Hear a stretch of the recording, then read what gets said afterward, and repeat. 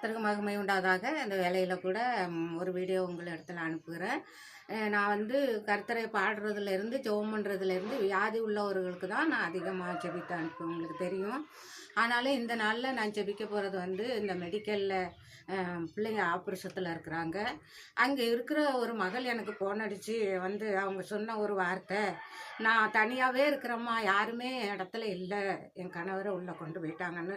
நான் சொன்ன ஒரே வார்த்தை என்னன்னா, அந்த பிள்ளைக்கு நீ யார் இருந்தாலும் ஒன்றும் இல்லைம்மா, உனக்கு கர்த்தர் இருக்கிறார், கர்த்தர் கூட இருக்கிறார் என்று சொல்லி அந்த மகளுக்கு ஆறுதல் சொன்னபடி எத்தனையோ பெண்கள், எத்தனையோ பேர் அந்த ஆபரேஷத்துக்காக பிள்ளைங்க தவிச்சுக்கிட்டு நிற்கிற அந்த பிள்ளைகளுக்காக நான் இப்பொழுது ஒரு சின்ன ஜெபம் செய்கிறேன். எங்களை அதிகமாக நேசிக்கிற எங்கள் பரமபிதாவே, இந்த மெடிக்கல் காலேஜ் ஆண்டவரே, அங்கே ஆபரேஷன் நடக்கிற ஒவ்வொரு பிள்ளைகளுக்காக உன்னை பாரப்படுகிறோம்ப்பா.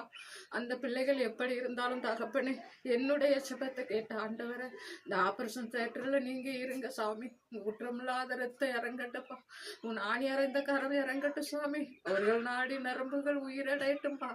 அப்பா, ஒருபோது கைவிடாதவர், நம்பியவரை கைவிடாதவர் அப்பா. உன் வியாதியை உன்னை விட்டு விலக்குவேன் என்று சொன்ன ஆவியானவரை, இந்த நேரத்தில் உன் வார்த்தை உண்மை உள்ளது ஆண்டவரை.